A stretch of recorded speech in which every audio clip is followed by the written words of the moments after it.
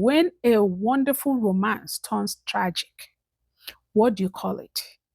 It's not everything that looks so appealing is really what it is. Like they say, it's not all that glitters is gold. This is a story that is making rounds about a black girl, an influencer named Ashley, who was doing well. She had this boyfriend, a Caucasian man, and she often showed their lifestyle. You will see them in planes. I mean, it was a beautiful story that many girls were tapping into her blessing, wanted to be like her. Many girls will often comment on her reels. Oh, does he have a brother? I wish your blessing will locate me. Things like that. People were just tapping into the blessing. But little did they know that there was a dark side behind. Recently, she traveled to Tanzania with this boyfriend to celebrate her birthday. And of course, she still posted these beautiful, wonderful, romantic pictures that had people oohing and eyeing. But immediately after, I think a day or two, the girl was found died. She passed, gone. Of course, the investigations are still ongoing, and we don't really know exactly what happened at this point. But it was said that she unalived herself. She buried herself. And the family is saying, no, error. That is not true because she's full of life. She loves life. Nothing is bothering her. She actually went to celebrate her birthday. There's no way she will buy herself. Okay.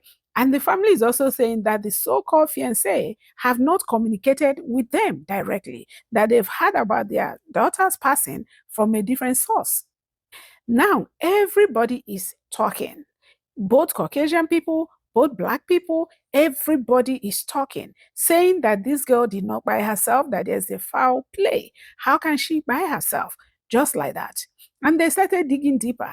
Even people were now coming out to say that they don't feel sorry for this girl because in her social media handle, she made it obvious that she doesn't want anything to do with Black men. She often belittled them. She often talked down on them. And she was just so elated to find a Caucasian man that she was taken by.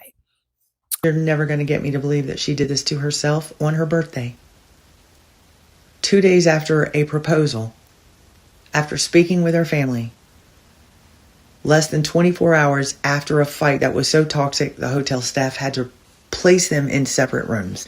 No, she didn't do that to herself. I understand that there is this stereotype of the knight in shining armor, the man that's just going to swoop in on his white horse and he's going to take you away and you're going to live happily ever after as you ride off into the sunset. But most of the time they are predators with a fetish.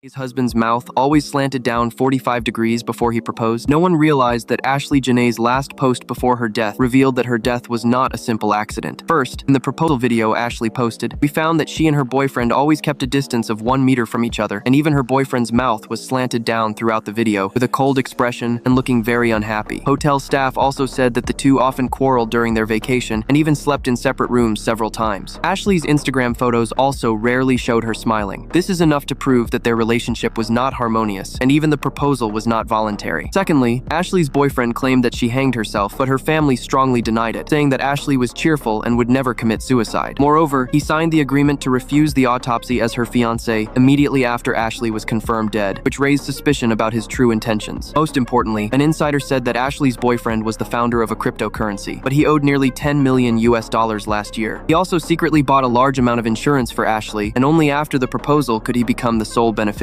This made Ashley's death even more mysterious. What do you think? That brings me to what I wanted to talk about. I wanted to talk about this trend that I have seen online. I'm sure many of you have seen it, where a Black girl is dating a Caucasian man, and you often wonder, is it love? Is it connection? Is it relationship? Or is it something else? There is something that people call fetish, something they call fantasy. So some of these Caucasian men actually see these girls as an object. They fantasize about them and they go and get them. And if you notice some of these girls that are in this interracial, mind you, it's not all interracial relationship that is because of fetish or fantasy. No, there are some of them that are genuine connection where people just happen to fall in love. That happens. But there's some that is about fetish, is about this fantasy they have in their head. They see the woman as an object. They want to break the interracial norm. They want to experience another culture. But it's not really about the girl, but about what the girl represents to them. You see them all over social media. Usually, there was a time I started wondering, does every interracial couple create couple content? Because you see a lot of content that is based not on them being a couple, but based on them being an interracial couple. It's like that is the thing, that the whole relationship is built on. These Caucasian men are usually much older. Okay, this particular one now, I think they say he's 45, she's 31 or 32, which is actually not too bad. But you see some that the men are in their 50s, 60s, 70s, 80s, and they marry this beautiful young black girl. And the girls are always of the same type, usually tall, very dark skinned, very well put together, gorgeous, gorgeous, gorgeous black women. They're usually of the same type, and they're taken by these white men and they create content. I mean, it's so many that I even saw videos of people telling you how to spot fetish versus real relationship. I'm going to insert some here. You can ask a white man, why do you love black women? The white man be like, oh, I love her skin tone, her dark skin. Oh, I love her look, her aesthetic. Oh, I love her body. I love curves. He ain't said nothing that actually matters. He talking about her body and her skin tone. Because the white man is always with the most dark-skinned woman. So they do not love black women. I need black women to understand this. The white man, the Asian, the Arab, all them do not love you. They objectify you and they fetishize you. I've spoken on this before. Like, they can't even tell you why they like you. The only reason is your skin and your curves. You are being objectified and it's being romanticized. Like the way we moved. They like the way our great-grandmothers moved during days of slavery. They like the way we did things. We like the way we looked. We like the way that they liked the way we smelt. They liked our skin. And then they used to catch us and grape us. The difference now is in 2023 is that you're willingly allowing them. There's so many other ones. There's one that is called A Girl That Came to Tell Her Story, The Danish Deception. It was plus from part 1 to 15. It was about still falling in love with this Caucasian man. She fell in love, but the Caucasian man was doing something else. This man actually followed her all the way to Nigeria to do a traditional wedding. Okay.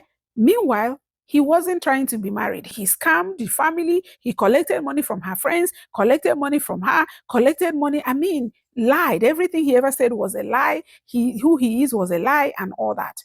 So it begins to beg the question, why? And then we all know about Kora Obidi. Kora Obidi, I'm not saying that Justin that is fetish for him or whatever, but you just see this trend of Caucasian men and black women.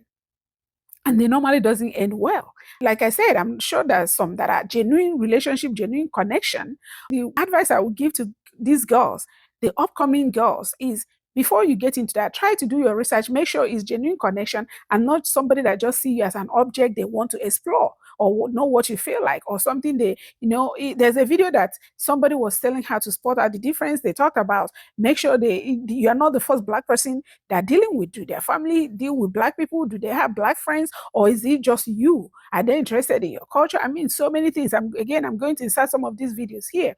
But I've seen this trend that is becoming concerning.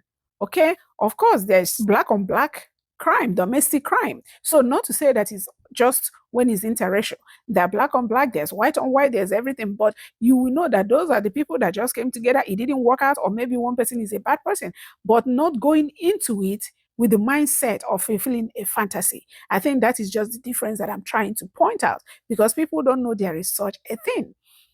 It's even so deep that they say that some of these Caucasian men just want to relive what their forefathers. If you remember back in the days when black people were still slaves, what they were represented to their fathers, that some of them even just want to go back and relive that. I mean, I've had so many things that it was disturbing. I didn't even know it was that deep, but I started looking into this, and of course, it's crazy. So let's just be careful out there. Whether interracial relationship, just relationship, the same race, let's just be careful out there, because there's bad people in every race. But I think this is highlighted because of this thing that just happened, and you begin to think about it, and I started remembering all the other stories that I've had.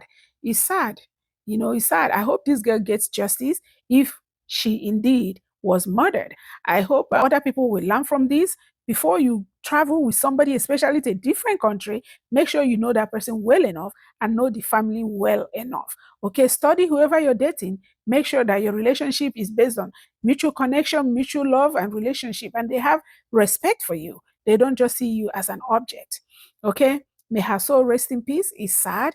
It's quite sad. Everybody's speaking up, even Caucasian people, black people, name it. Everybody's speaking up, saying that she didn't die herself, as stated. I hope everything will come out in the open and we'll learn more as time goes on, because at this point, nobody really knows, except that we're sure that girl is gone. May her beautiful soul rest in peace. Then may she rest in peace. And I hope the family will find comfort in actually knowing what happened to their daughter. And thank you for watching. Until next time, may God bless you. Bye-bye.